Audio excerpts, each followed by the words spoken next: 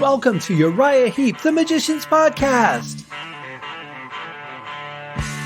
I'll be covering every studio song the band has recorded and every bonus track that I can find.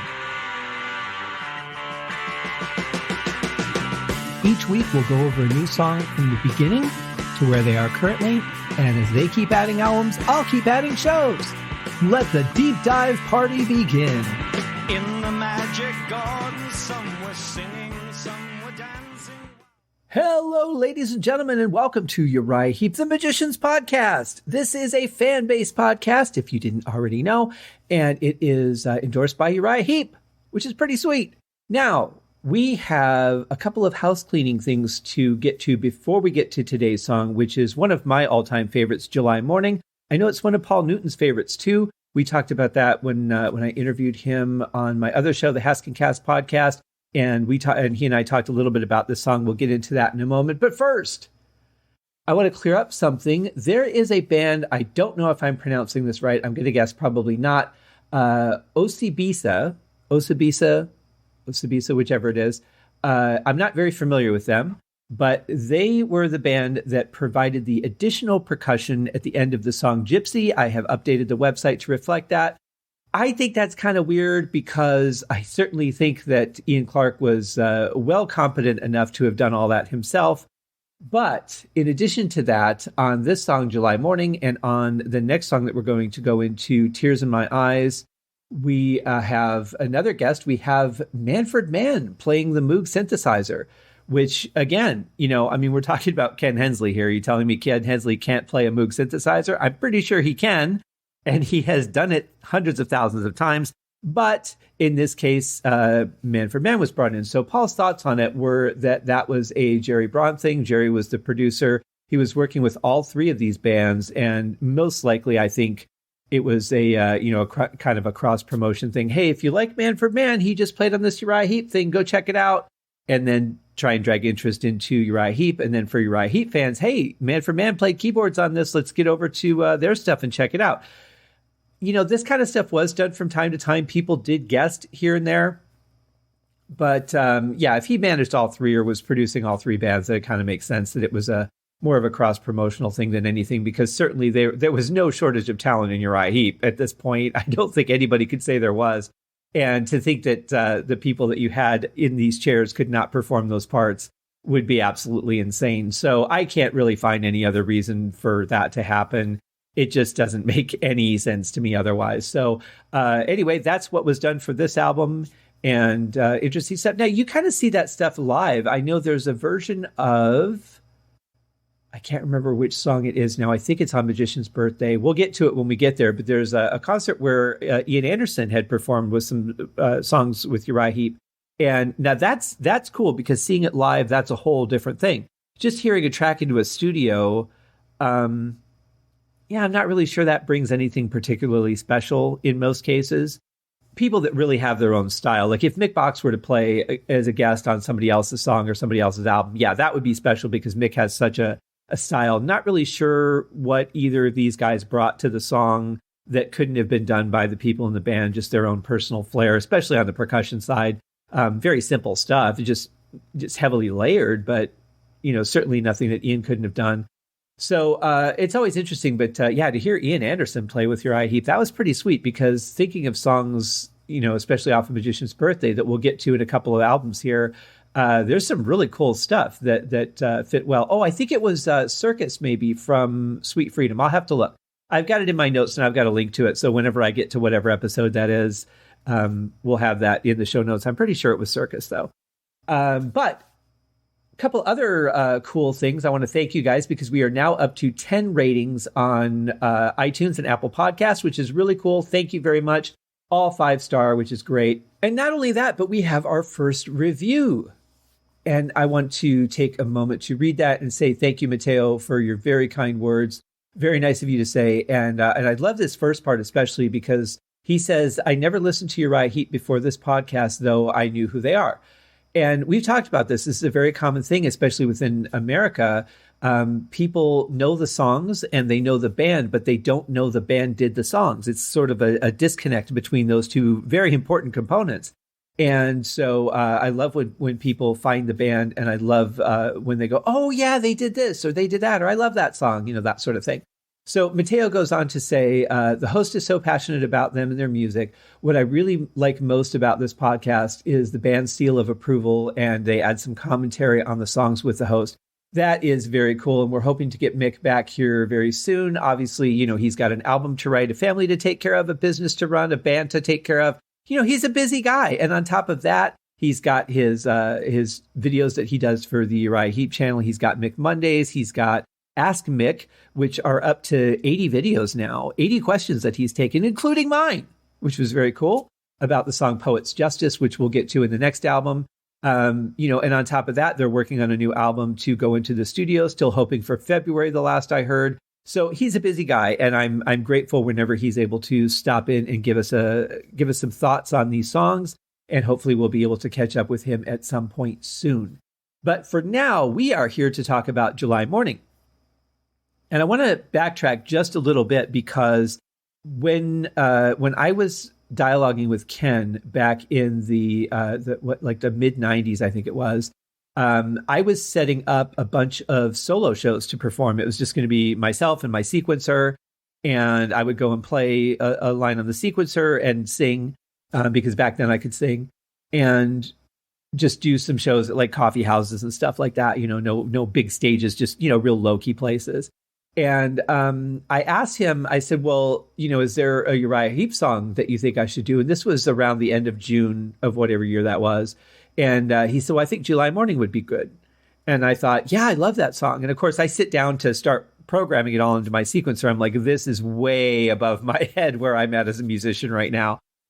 So I didn't end up doing that, but I did do Lady in Black. I think I did Easy Living once. I don't remember. I know someone has a cassette tape of one of the shows that I did floating around out there somewhere. I have not seen, I never heard it.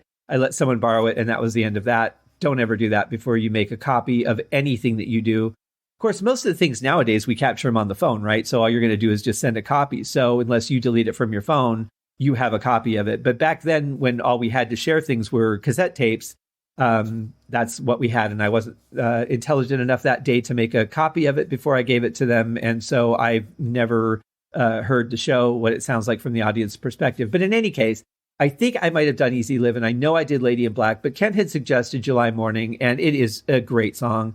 And we're going to get into it here. Let's just dig in. Oh, no, we're not going to. Before we do that, we were talking about, this is one of Paul's favorite songs, and he's performed it many times, not only with Uriah Heep, but with the Heep tribute band that he was working on with Ken Hensley and John Lawton.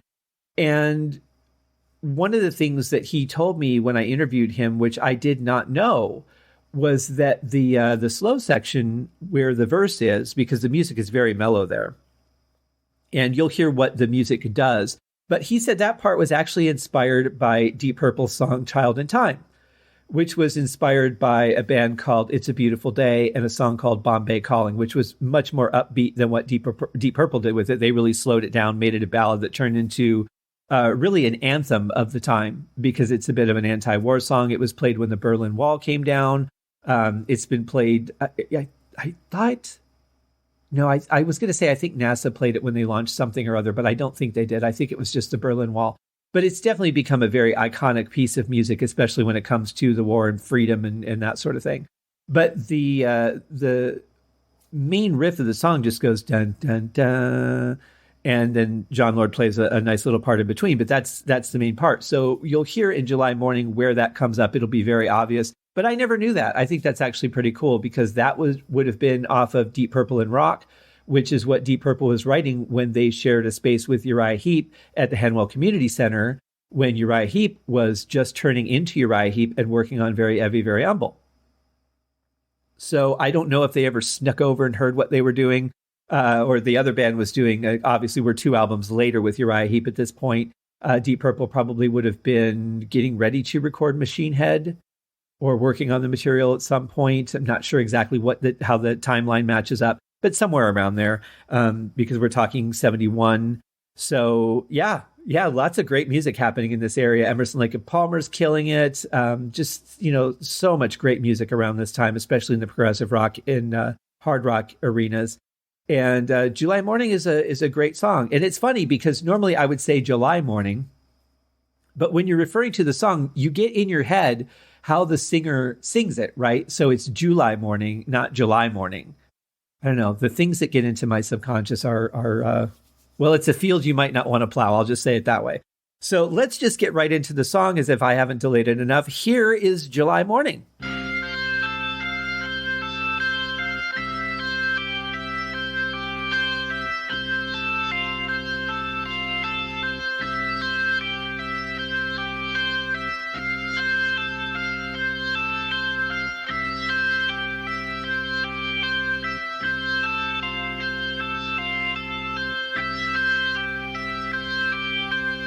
What a lovely intro. Kind of feels like, the sun is rising, the dew is dropping off of the flowers in the morning. You're just kind of waking up and stretching, getting ready for the day.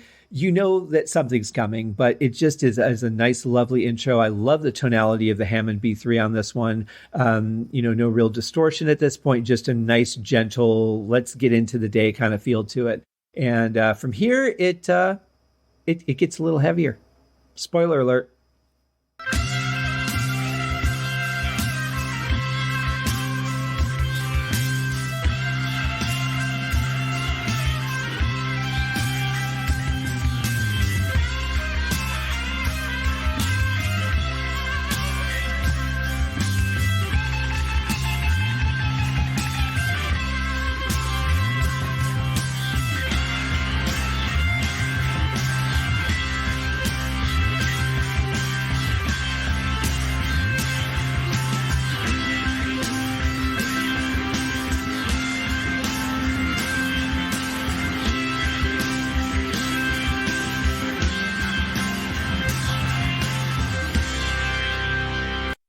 This is one of those passages it seems really patient to me. You kind of feel like you want to rush into the day, you want to rush into, the next note, play it a little faster, but this is very patient. It's very strong on the tempo. Love what Paul Newton's playing through here. Really adds a lot of color and flair. There's some slides, some really nice runs going from the first note dropping down to the lower notes. Just really nice stuff playing there. Mick is really nice and patient and precise on guitar. And you got Ken just backing everything up along with Iain Clarke, just keeping a really nice solid rhythm, lots of crashes, lots of power. And, you're kind of ready for whatever. And then comes in okay, what's the whatever?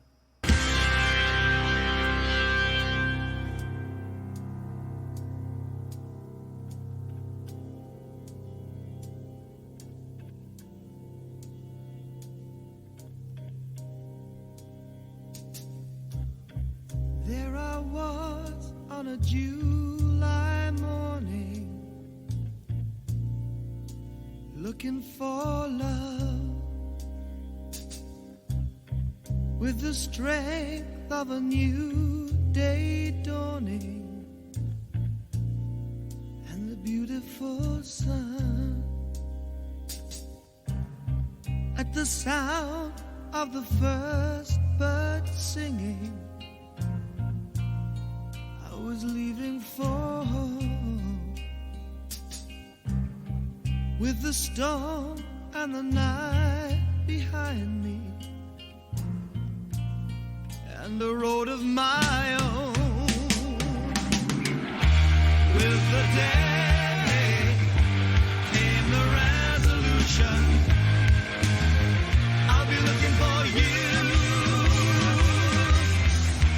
La la la la, la la la la, la la.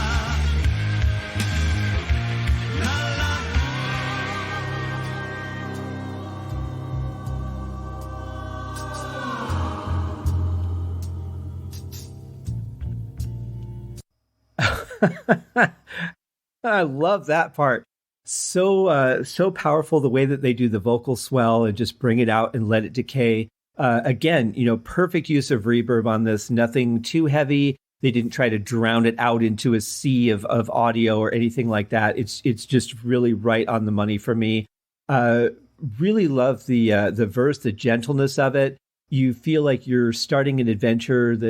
You've got David just narrating this tale about what's happening to his character, and just really comes in really powerful with the chorus, just saying, "Hey, this is what's going to happen. This is what I'm resolving to," and I really like that because you feel the conviction in the passion that he's singing with.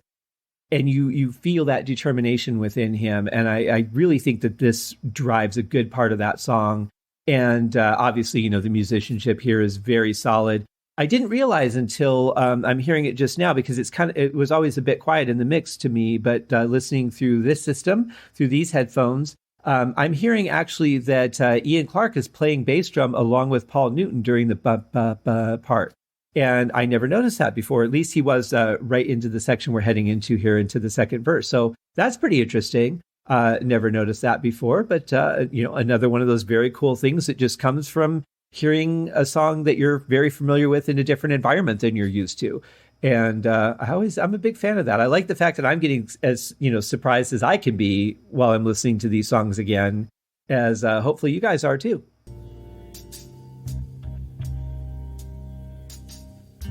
Looking for love in the strangest places. It wasn't a stone that I left unturned. Must have tried more than 1,000 faces, and not one was aware of the fire that burned in my heart, in my mind.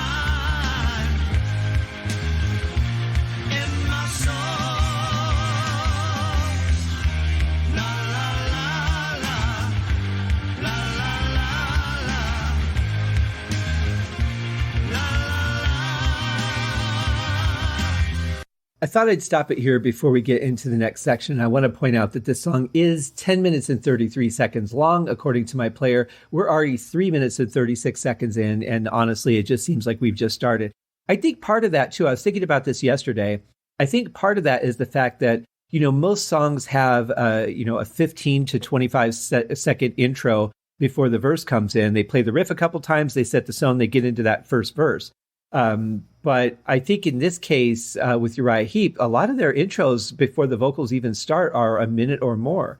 So I think that really kind of alters the perception of how long the song is, because you don't necessarily realize it's already been a full minute before you're getting to a verse when you're used to about half that or less.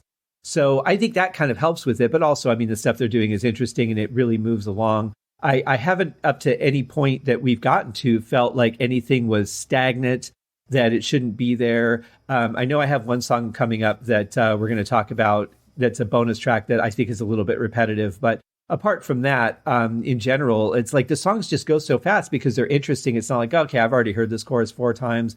I know what it's going to do. Because they throw little things in there. They make it different. The vocals are always so interesting, especially with the harmonies. And it just really makes time fly. So it doesn't feel like the songs are already, 3 minutes and 30 seconds in, because it's just too interesting and it's too good of a ride to really pay attention to time.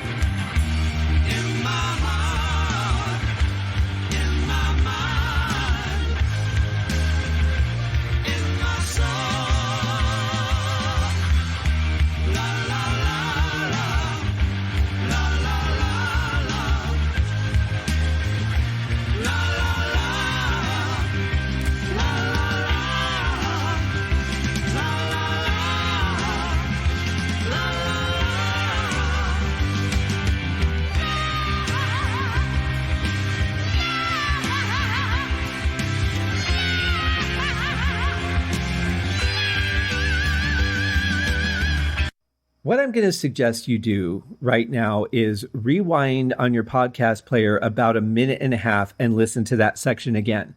Now, most of you, I'm guessing, were probably listening to that lovely solo that Ken Hensley was playing, and I do love it. I love the distortion on it. I love the Leslie's, the feel of it, that rich tone he's getting on the B3, the fact that it wasn't a crazy solo. It was just perfect. And now you've heard it. And now I want you to go back and I want you to listen to what Mick Box and Paul Newton are playing, because it's really interesting. Now, you've got the melodic rhythm being kept up by Mick, but what his choices are here, I'm really interested in, because he's not exactly following where you would think he would follow. You would think that sometimes he would go up at the end of a pass, sometimes he would go down, but a lot of times he just stays straight on that note. And I really like that because it's unexpected. And then you've got Paul just putting on a bass clinic here with his choices. Really fascinating stuff. So go back and listen to that and appreciate that. And of course, you've got Iain just playing a solid rhythm through that. Very, very cool. But these are musicians that are really, really good, and they're really playing at the top of their game. And you just don't write stuff like that unless you are really comfortable with yourself as a player. You're really comfortable with the key, with the song, and it definitely shows in these performances and these choices right here. I love it.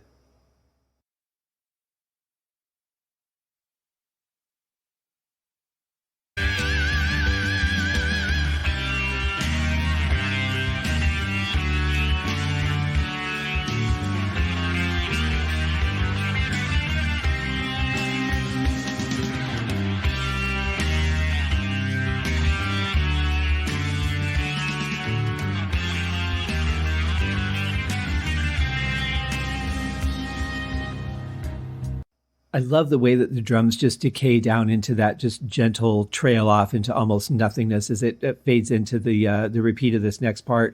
But I love this section because it's something that's completely different. It's unexpected. It's a riff that you wouldn't necessarily think of as coming after the previous part. It just has its own unique sound to it.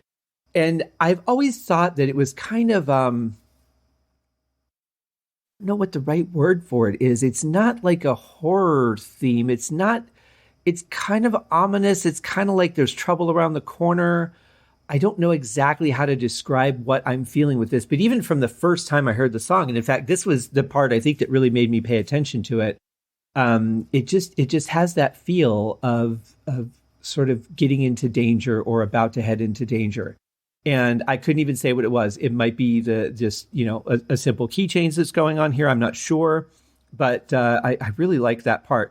And then I love the way that it just seamlessly goes back into the verse again. And there's certainly enough open room at the beginning of the verse before the vocals come in that you can do a really nice transition. As abrupt as it seems, it doesn't feel abrupt, but it is quite abrupt coming from that part into the next verse. So very interesting, great writing. There I was on a July morning. I was looking for love with the strength of a new day dawning and the beautiful sun. And at the sound of the first bird singing, I was leaving for home with the storm and the night behind me, yeah, and the road of my own. With the day came the resolution, I'll be looking for you. La la la.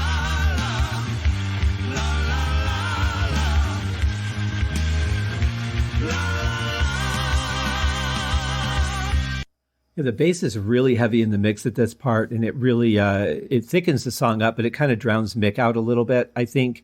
But very powerful vocals again coming through. No surprise there. I really love the way when he goes, "In my heart, in my mind, in my soul." I love what Ken Hensley is playing on the B3 right there. Just perfect in sync with David. Really, really great stuff. And it's not surprising that this is a lot of people's favorite Uriah Heep song. I don't think it's one that I don't know if it ever got released or had any commercial success, but certainly is a great song nonetheless. And it's, performed live and people love it. Otherwise, they wouldn't have performed it live anymore.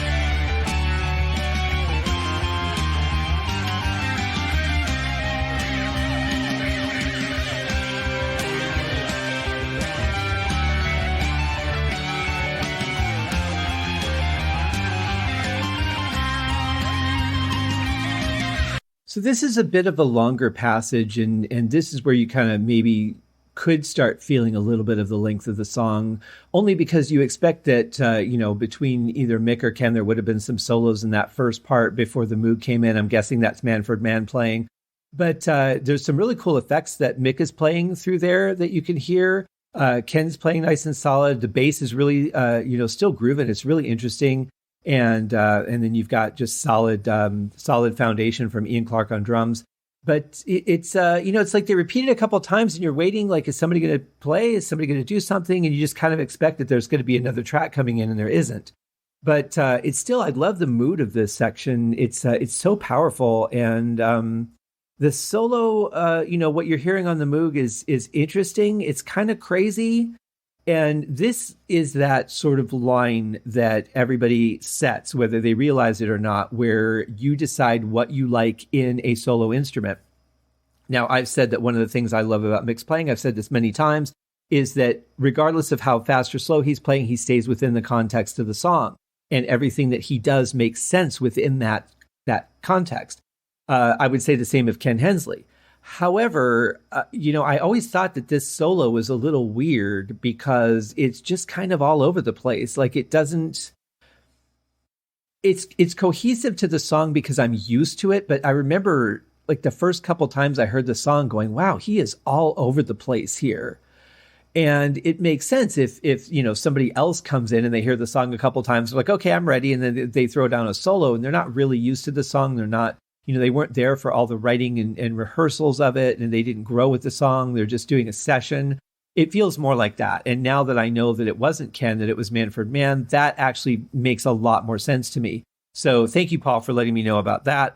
But it's, so it has a weirdish feel to it. So let's just see what happens next, where it goes.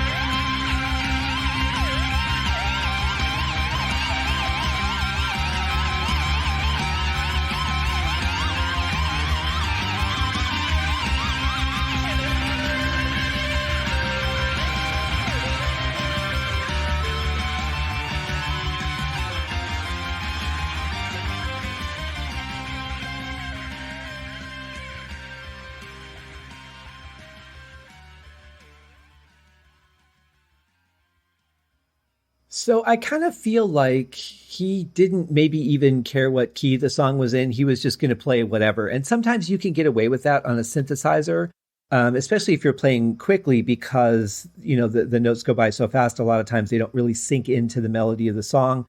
But I just kind of feel like he was everywhere. And there was definitely a second track overlaid on top of that. They tried some panning techniques. Some of it, I think, worked and some of it didn't. Love the little fillers that Mick is playing through there. In fact, I really love his tone on this piece too, especially in this last section. Just so thick and great distortion on the guitar. Really sounds good. But as far as the solo goes, I don't know. What do you guys think? I almost feel like the organ dropped out as well. I wasn't hearing very much, if any, organ through some of that last section. So I don't know if the concept was don't bother doing a solo. I'm bringing a ringer in, or yeah, go ahead and do your solo, but I'm just going to take it out of the mix and overlay somebody else. I don't know what the conversations were like or what was actually recorded. I would love to hear what Ken would have done with this because I think it would have been more on point, most likely. I don't think it would have been as, crazy or haphazard. This kind of felt pretty all over the place to me. I like it, but I think this is one of those cases where I have to be honest and say, I think I like it because I'm used to it. One thing I do like is I like the general feel of it. Like I like the sound that he chose. I like the general idea of what he was doing. I just think it was kind of everywhere. And one thing that's a neat technique is you have what's called a monophonic synthesizer, which plays one note at a time. Even if you hold a chord down, you're only going to get the note that strikes first or last, I think. And then you've got polyphonic, which you can hold three notes down and you're going to hear a chord. Hopefully it's a pleasant chord if you know which notes to hit. But when you have a monophonic synthesizer, you can do this thing I guess you could do it with a polyphonic too if you put it in this mode, but you can do a what's called a cutoff. So if I'm holding down a note and I play another note on top of it and then let it go really quick, it'll cut in and then return to that original note, but it'll cut that original note out while I'm hitting the second key. I don't know if I'm explaining that well, but you're hearing a lot of that within here. It's not that he's just going up and down the keyboard because those would sound like more solid notes, but it's like he's holding something down and then it gets cut off so something else can be heard. And then as soon as that is done making a sound, it cuts right back to the original sound that was being heard. So that's why it sounds so choppy as far as the notes go, not the way he's playing them, but just the sound themselves, because he's using cutoffs to cut off the note and then allowing that note to come back in before he hits the next note. And he's just doing it very quickly. So it has sort of, a separated sound effect to it from one note to another. Whereas as you hear when you're playing an organ, it just, it would just be a smooth thing. If you're holding down one note, you hit another note, you're going to hear them together. You let that first note go or the second note go. That first note is still playing just fine. But here everything's just cut off because you can only play one note at a time. So it's a cool technique. I think that the idea of that worked, especially with the fact that they're using the melody that I find a little more ominous. And you kind of start thinking about, well, wait a minute, what's going on in the story? Well, if this musical passage is a continuation of the story, I take that as he still hasn't found that person he's looking for yet. I mean, he's on a quest to find a new love. That's what he's doing. And I think that, where he's saying must have tried more than 1,000 faces. I mean, you've got to be getting frustrated at some point that you're not finding success, that you're not meeting the goal of the quest. You haven't found the chest with the gold coins in it, and you're just opening chest after chest. And it's like, okay, maybe this, nope. All right, maybe that, nope. At some point, it's got to start getting a little frustrating. And I think that for me, at least, as I'm correlating the music to what's going on in the story, for me, at least, this is playing out that frustration. And maybe that's why the keys are so haphazard. I don't know what Manfred Mann was told. I don't know what the idea of was going to be for him to play. I like some of the ideas. I just think that it's a little less cohesive than it could have been. But I definitely like some of the stuff. And I think mainly I'm just so used to it now. At this point, it might be a little difficult to really be fully objective even to myself and say, I don't like it or I do like this, because it's just part of the song to me now. Every note I hear, it's comfortable, even if it's uncomfortable, because it's so familiar. But yeah, that's it, guys. That's July Morning, a beautiful song, powerful vocal, great music, really strong performances on this one. Another really long song on this album. It's interesting how you can come up with even more than one to put together on an album. Then you've only got so much time allotted to you on an LP per side. So it's interesting that you would write longer songs and not, try to get maybe a couple of other commercial tunes in there that could be released as singles, or, of course there wasn't a lot of licensing going on back then, but, just some other avenues that you could take the songs. But you know what?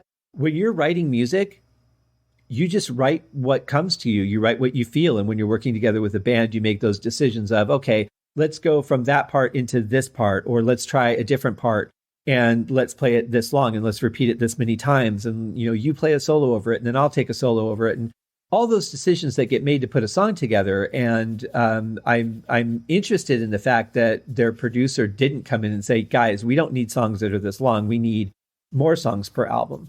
But for whatever the case, it ended up the way it did. And I'm glad, because for this to be a shorter song, I don't think it would be as spectacular. I think this song is exactly what it needs to be. It needs to be a story that's told over a longer period of time. The instruments really need to start off, give you an indication of how they're feeling, and then let loose and just keep going until all that angst and frustration is out of them, which we really don't get because there's no ending to the song. It just fades.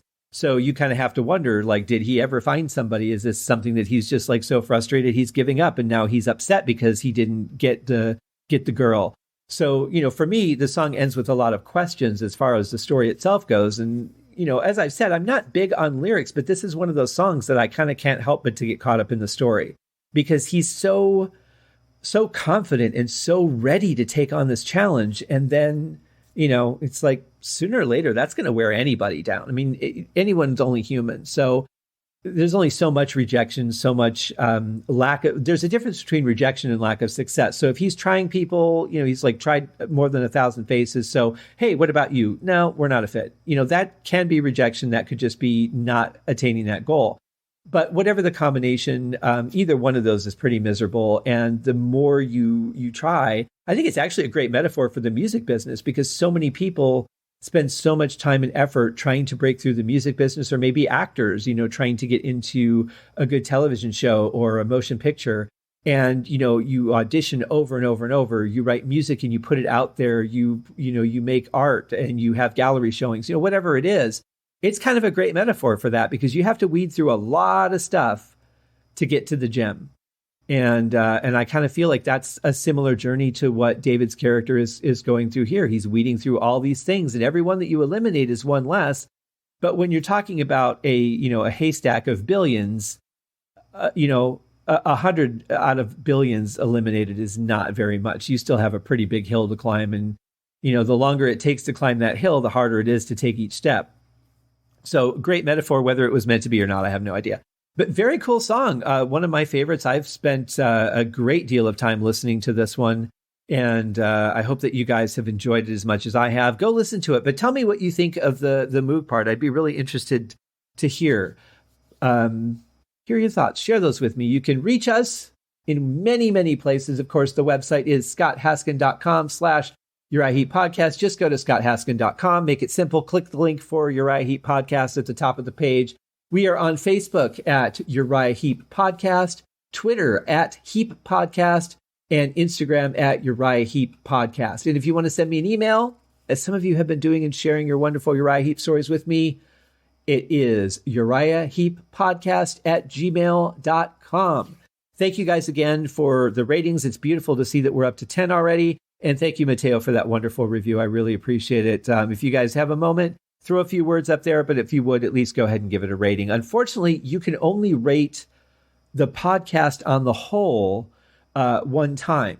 And that kind of sucks, because I think for some people, a lot of times I feel like I want to rate individual episodes, but you can't do that with Apple Podcasts or with iTunes. It is the way it is, that you just rate the show and that's it. So I think you can change your rating. I don't know what happens in the background if you do that, but I think you can change your rating or rate again. I don't know if it'll count, because if it maybe, tallies by IP address or whatever, who knows. But anyway, if you would take a moment and go do that, I would appreciate it. And we will see you guys on Thursday, which is already Christmas Eve. Holy crap, this year is flying by, almost to 2021. And I hope everyone is staying well and safe out there. So Christmas Eve, this episode, the next episode will be available for you. And that will be, I'm just going to tell you right now, 2 versions of Tears in My Eyes to check out. This song, I love this song. It's such a great rock and roll tune. Not a lot of dialogue or not a lot of words to the verses, but it definitely packs a punch. And it's just got a great groove to it, a great riff, real strong song. And I can't wait to get into that one next. And then, of course, we'll get into Shadows of Grief on Friday, which is Christmas Day. And then we'll be back, next week to wrap up the Look at Yourself album already. It's when you've got albums that have 10-minute songs on them or 8.5-minute songs on them, there's going to be less songs and but more time. So that's how it works out. But everybody have a safe wrapping up your shopping experience and your gift wrapping and all of that. For those of you who don't celebrate Christmas, have a great week. Just, happy holidays in general, even if you're, not like, I'm not a religious person, but I still enjoy Christmas. It's just the feel of the season, the, people getting excited about doing things for other people, like getting them gifts or baking or cooking and planning the parties and all the things. Of course, this year it's a little bit different. I'm sure that won't stop a lot of people from getting together. But in any case, just be safe, have fun, and we will see you guys on Christmas Eve. Thank you. Cheers. Thank you for joining me on this episode of Uriah Heep, the Magician's Podcast. If you have enjoyed this show, please consider going over to Apple Podcasts or your favorite podcast outlet, leaving a rating or a review. Be sure to subscribe to make sure that you are notified when new episodes are available. Please be sure to share this podcast with your fellow Uriah Heep enthusiasts and anyone who you think would like Uriah Heep, which should be everyone. And if you are so inclined, please feel free to contribute to the Patreon account. And if you are not a Patreon subscriber, you can also pay through the PayPal link on the website listed in the show links below. I would also like to thank Uriah Heep for their very generous support of the show. And thank you guys for listening. We'll see you in the next episode. Happy days!